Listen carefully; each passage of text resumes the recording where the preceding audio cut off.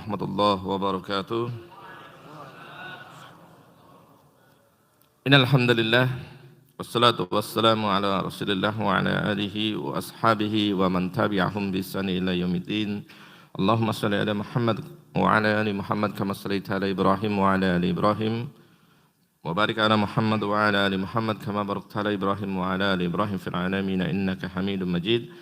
فقال الله في القرآن الكريم أعوذ بالله من الشيطان الرجيم بسم الله الرحمن الرحيم يا أيها الذين آمنوا اتقوا الله حق تقاته ولا تموتن إلا وأنتم مسلمون يا أيها الناس اعبدوا ربكم الذي خلقكم من نفس واحدة وخلق منها زوجها وبث منهما رجالا كثيرا ونساء واتقوا الله الذي تساءلون به والأرحام إن الله كان عليكم رقيبا يا أيها الذين آمنوا اتقوا الله وقولوا قولا سديدا يصلح لكم أعمالكم ويغفر لكم ذنوبكم ومن يطع الله ورسوله فقد فاز فوزا عظيما فإن أصدق الحديث كتاب الله وخير هدي هدي محمد رسول الله وشر الأمور محدثاتها وكل محدثة بدعة كل بدعة ضلالة كل ضلالة في النار. Ayuhan ikhwan, bapak-bapak, ibu-ibu yang dirahmati Allah Subhanahu wa taala, sehat semuanya pagi ini, Pak?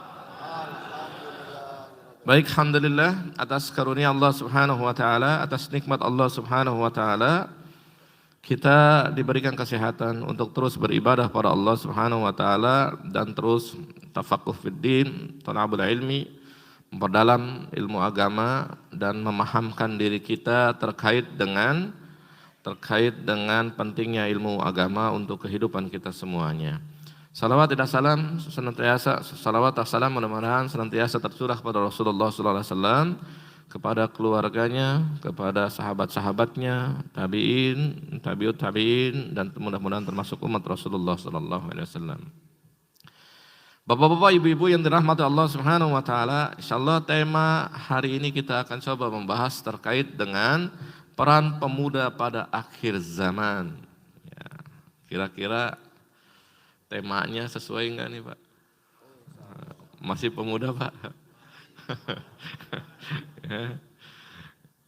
Jadi definisi pemuda itu biasanya dibatasi ya, dibatasi masalah umur. Ya.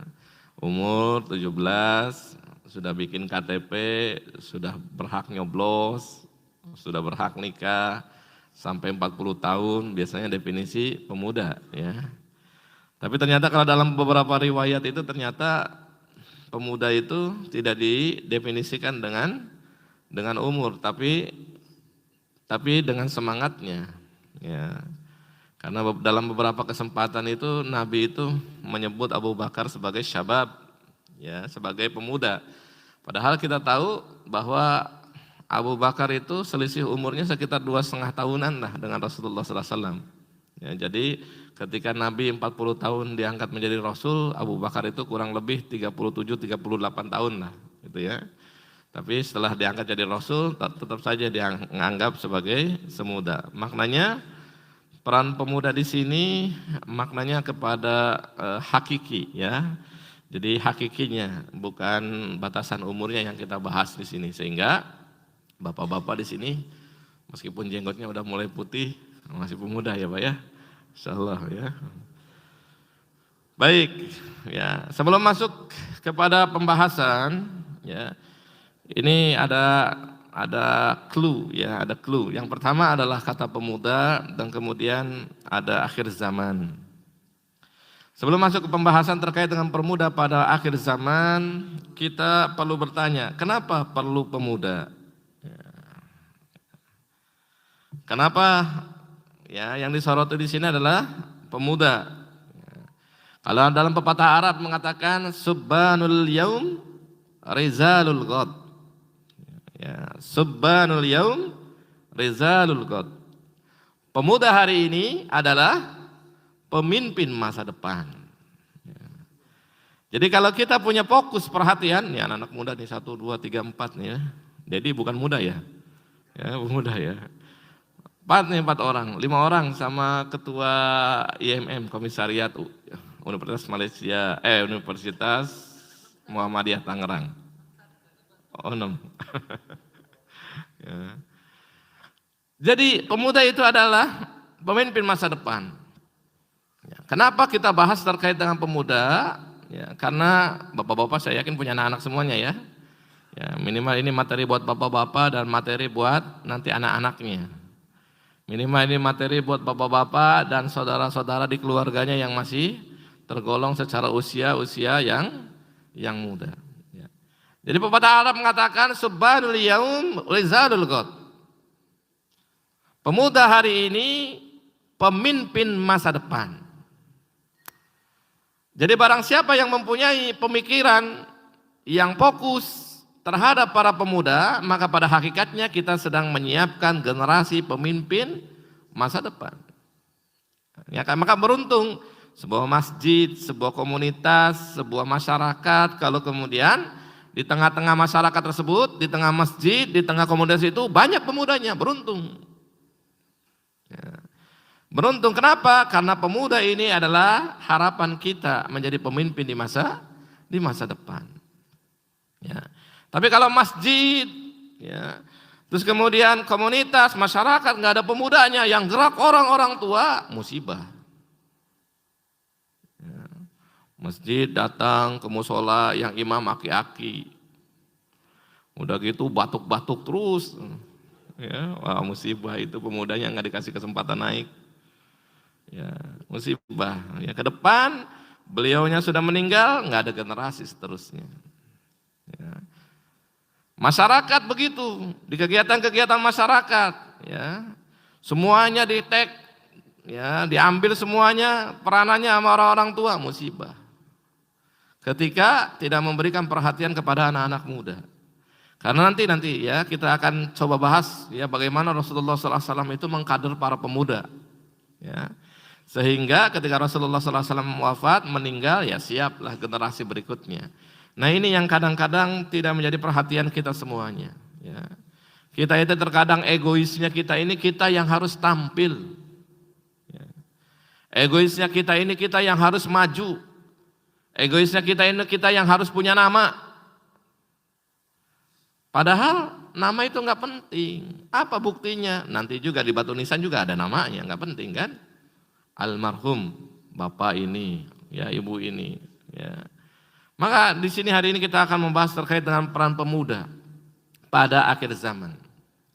Ya, yang pertama alasannya karena pemuda adalah syubbanul yaum rizalul ghad. Pemuda hari ini pemimpin masa depan. Alasannya itu. Yang kedua, pemuda masih mempunyai idealisme yang tinggi. Jadi bapak-bapak, ibu-ibu semuanya hari ini yang masih mempunyai idealisme yang tinggi untuk memperjuangkan Islam, untuk iqamatuddin, untuk iqamatus syariah, maka masih memiliki sifat pemuda. Karena seiring bergesernya waktu biasanya idealisme itu berkurang. Oh, masih pemuda, wah semangat demo. Ya, ini kebijakan pemerintah zolim. Ini kan kebijakan pemerintah zolim terhadap rakyat, demo. Masih idealismenya tinggi. Begitu nikah, nah istri udah mulai tuh, ya nyolek-nyolek kayaknya kita perlu nih beli rumah. Ya kan? Udah mulai dari kontrakan ke rumah, akhirnya suaminya berpikir, yang tadinya kerjanya ya Senin sampai Jumat ditambahin waktunya menjadi Sabtu, Ahad lembur untuk memenuhi ya keinginan istri tersayang. Ya. Udah mulai idealismenya luntur. Begitu punya anak, mulai tambah idealismenya berkurang lagi. Oh anak nih harus punya pendidikan yang bagus dan yang lain-lainnya. Ya. Idealismenya luntur. Maka di sini beruntunglah bapak-bapak, ibu-ibu semuanya yang ketika bertambahnya usia, bertambahnya amanah dengan berkeluarga, bertambahnya amanah dengan punya anak, tapi masih mempunyai idealisme untuk iqamatuddin, masih punya idealisme terkait dengan perjuangan Islam, maka sangat-sangat beruntung. Ya, karena di situ bapak-bapak, ibu-ibu masih memiliki semangat pemuda. Ya. Yang ketiga, ya mempunyai idealisme. Yang ketiga, pemuda itu semangat. Tidak ada yang bisa mengalahkan semangatnya pemuda. Pemuda itu istilahnya nggak ada capeknya. Gerak kemanapun ayo. Gitu ya. Berbeda dengan kita ya, yang udah mungkin usia-usia uzur, ya Gerak sehari, istirahatnya butuh 3 hari. Pemuda enggak seperti itu. Maka kenapa kita bahas seperti ini? Karena memang sangat penting membangun sebuah generasi, ya, membuat sebuah generasi dalam kehidupan kita ini, perjuangan ini, yaitu dengan melahirkan, ya, para pemuda tersebut.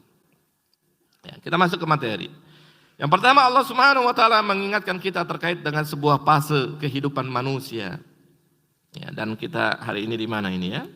Allah Subhanahu wa taala mengatakan, ya ayuhan nas in kuntum fi raibin minal ba'si fa inna khalaqnakum min turab summa min nutfatin summa min 'alaqatin summa min mudghatin muhallaqatin wa ghairu muhallaqatin linubayyina lakum wa nukirru fil arhami ma nasha'u ila ajalin musamma summa nukhrijukum tiflan summa litablughu asyaddakum wa minkum may yutawaffa wa minkum may yuraddu ila ardalil umur likay la ya'lama min ba'di ilmin syai'a. Ini mengingatkan kita semuanya terkait dengan fase kehidupan manusia, di mana Allah Subhanahu wa taala mengingatkan, ya ayuhan nas, wahai manusia, ya, in kuntum fi raibin minal ba'si, jika kalian ragu terkait dengan hari kebangkitan. Ya, kebangkitan maksudnya nanti setelah semuanya kiamat dan semuanya meninggal, ya, maka kemudian mereka manusia itu dibangkitkan semuanya dari alam kubur mereka. Jika kalian ragu terkait dengan semuanya itu, maka kata Allah Subhanahu wa taala, fa inna khalaqnakum min turab, maka ingatlah, ketahuilah bahwa kamu semuanya itu diciptakan dari tanah, ya.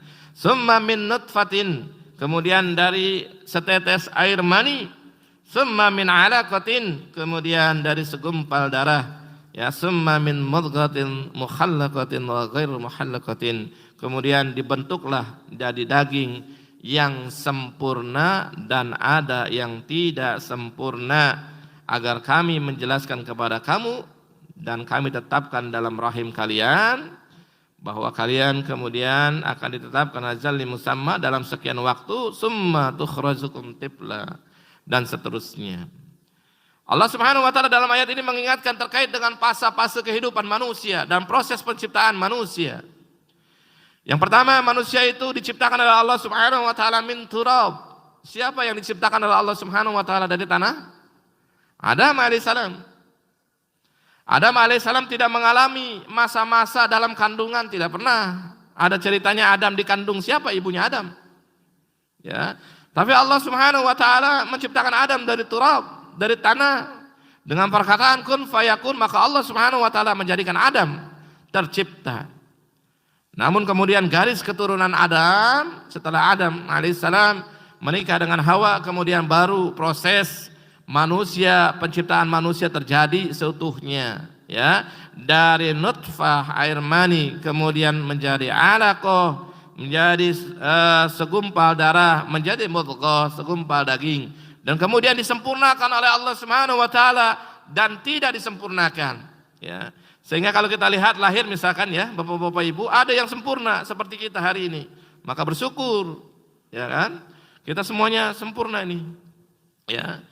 Tapi ada yang tidak disempurnakan oleh Allah Subhanahu wa taala, ada, ya, yang mungkin kalau yang kembar nempel gitu, ya, tidak sempurna, kehidupannya separuh dibagi, ya. Ada yang jantungnya tidak sempurna, elemen-elemen tubuhnya tidak sempurna, ya. Dan ini Allah tunjukkan bukan karena kezaliman, biar Allah tahu kita mengambil pelajaran dari perkara ini. Dalam masalah penciptaan saja kita bisa mengambil pelajaran terkait dengan kebesaran Allah Subhanahu wa taala. Hari ini kita sempurna semuanya hari ini, ya kan? Coba kalau hari ini Allah bisa balikan lubang hidung ke atas, ya kan? Sama bisa menghirup udara. Cuma kalau hujan banjir, luber, gitu ya. Kehujanan itu dalam masa perkara hidung saja, ya. Apalagi perkara-perkara yang lain. Ya, maka kita bersyukur atas karunia Allah Subhanahu wa taala yang menciptakan kita dengan begitu sempurna. Kemudian Allah Subhanahu wa taala summa tukhrijukum tiflan. Kemudian Allah Subhanahu wa taala menjadikan kalian anak-anak, ya. Kemudian litablukum asaddakum, kemudian menjadikan kalian dewasa, wa minkum mayyutawaffa, dan kemudian sebagian dari kalian ada yang meninggal, wa minkum mayyuraddu ila ardalil umur likai la ya'lama min ba'di ilmi syai'a. Kemudian ada orang yang dipanjangkan umurnya sampai panjang umurnya, sampai kemudian dia fikun dan tidak mengetahui sesuatu apapun yang diajarkan Allah kepada dirinya. Ya. Jadi kita tinggal ukur saja nih hari ini fase kita di mana nih, gitu kan?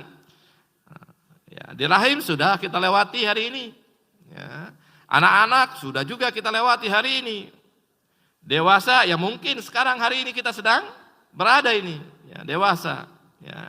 Setelah ini ya tinggal kita pilihannya, nggak ada pilihan lagi nih, satu tahapan lagi. Wafat, meninggal, atau memang dikarunia Allah Subhanahu Wa Taala umur yang panjang. Milih mana Pak? Mau milih yang mana Pak? Kalau dipilihkan mau wafat, mau pikir milih yang mana ya? Kalau saya mah mendingan saya yang panjang umur, bapak-bapak yang duluan. Atau bapak-bapak yang duluan, saya yang panjang umur. Gitu ya.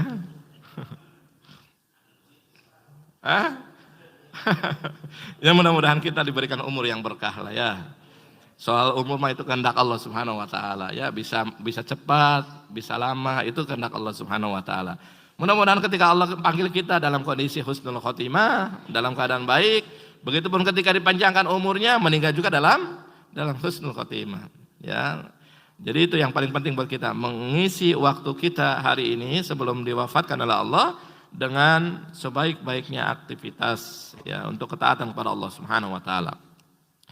Kemudian Allah Subhanahu Wa Taala mengisyaratkan terkait dengan pemuda, peranan pemuda dalam Al-Quran dan hadis Rasulullah SAW. Sebelum nanti kita bahas terkait dengan sirah, ya. Yang pertama adalah terkait dengan Ibrahim. Disampaikan oleh Allah Subhanahu Wa Taala dalam surat Al-Anbiya ayat 60. Allah Subhanahu Wa Taala mengatakan, A'udzubillahi minasyaitonirrajim. Qalu sami'na fataya yazkuruhum yuqalu lahu Ibrahim. Orang-orang musyrik kemudian berkata kepada sekitar mereka, di antara mereka, haula mereka. Mereka berkata, kami dengar ada seorang pemuda, yang pemuda itu mencela berhala-berhala ini yang bernama Ibrahim. Nah ini ya, digambarkan terkait dengan seorang pribadi, pemuda yang pemberani, kritis, dan revolusioner. Termasuk logis dalam cara berpikir. Ya. Di saat komunitas Arab pada waktu itu ya menyembah berhala, Ibrahim berani menyampaikan kebenaran. Ibrahim berani menyampaikan secara kritis terkait dengan kritikannya. Engkau menciptakan berhala, engkau ciptakan dengan tangan-tangan kamu sendiri, tapi kemudian engkau sembah berhala tersebut. Ya, kemudian akhirnya Ibrahim itu mencela berhala-berhala tersebut. Ini bukan Tuhan. Ya, ini bukan Tuhan. Tuhan itu yang menciptakan semua alam semesta ini. Setelah penelusuran Ibrahim, ya terkait dengan bintang, bulan, dan matahari. Ya, Rabb itu adalah yang menciptakan bintang, yang menciptakan bulan, dan yang menciptakan matahari dan semuanya tersebut. Ya. Dan hari itu pemikiran seperti ini pemikiran yang revolusioner. Ya. Revolusi itu adalah perubahan yang dilakukan secara cepat. Ya. Sedangkan kalau evolusi itu adalah perubahan yang dilakukan secara perlahan-perlahan. Ya. Tapi Ibrahim pada waktu itu melakukan revolusioner.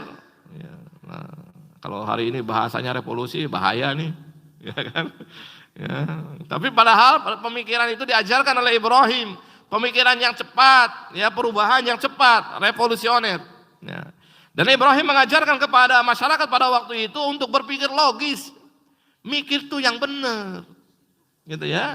Mikir itu yang logis, yang bisa diterima oleh akal sehat kita. Mana mungkin, ya berhala yang kamu bikin kemudian kamu sembah, kamu minta pertolongan. Sama seperti itu ketika yang disampaikan oleh Rasulullah SAW. Ya.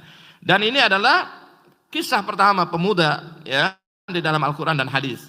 Padahal Ibrahim pada waktu itu sudah ini juga usianya sudah lanjut, menikahi Sarah itu umur 35 tahun dan menikahi Hajar itu usia 85 tahun. Ya, seperti itu ya. Sudah lanjut ya. Kemudian yang kedua adalah kisah para pemuda Kahfi yang gigih mempertahankan iman dan mendapatkan petunjuk Allah Subhanahu Wa Taala.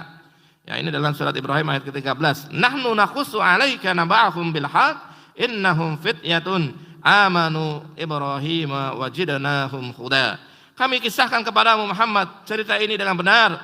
Sesungguhnya mereka adalah pemuda-pemuda yang beriman kepada Tuhan mereka dan kami tambahkan pula untuk mendapatkan petunjuk Allah Subhanahu wa taala.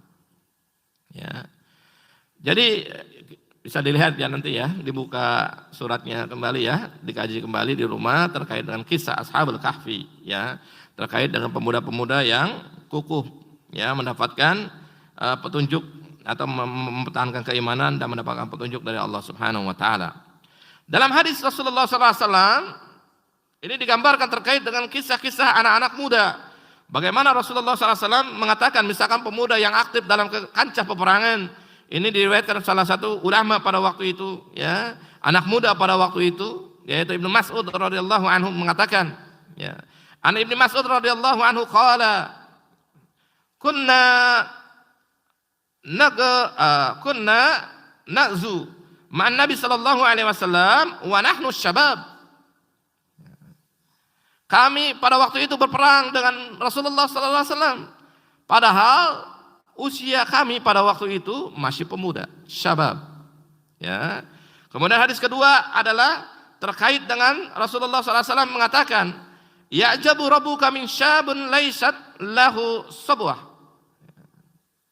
Rasulullah SAW mengatakan bahwa Rabbmu ya'jabu, takjub terkait dengan para pemuda, dikatakan di sini syabin laysatul lahu sabwah. Allah Subhanahu wa taala takjub terkait dengan para pemuda yang tidak memiliki sabwah. Nah, kemudian dikatakan oleh para ulama bahwa sabwah itu adalah hawa nafsu. Ya, para pemuda yang bisa menahan hawa nafsunya, berbuat kebaikan dan menjauhi keburukan. Ya, namun ini bahasa Al-Qur'an berbeda dengan bahasa hadis. Kalau bahasa hadis, pemuda itu dikatakan sebagai syabab, syabu, dan itu merupakan perkataan yang familiar pada waktu itu, ya. Di masyarakat Arab pemuda itu ya syabab. Ya kan? Tetapi coba lihat di dalam bahasa Al-Qur'an. Dalam bahasa Al-Qur'an tidak dikatakan sebagai syabab, tapi dikatakan sebagai fatayat atau dikatakan sebagai fityatun, itu pemuda. Ya. Sehingga kalau tuduhannya itu bahwa Al-Qur'an ini diciptakan oleh Rasulullah sallallahu alaihi wasallam, bisa saja, tapi Rasulullah SAW mungkin akan menggunakan kata syabab di dalam Al-Quran tersebut. Ya. Tapi ternyata, ya, justru Allah Subhanahu Wa Taala ya mengganti dengan bahasa yang lebih indah dan bahasa yang lebih halus dan memang tidak populer dalam logika bahasa, grammarnya bahasa Arab pada waktu itu. Ya, nah ini mukjizat daripada Al-Quran.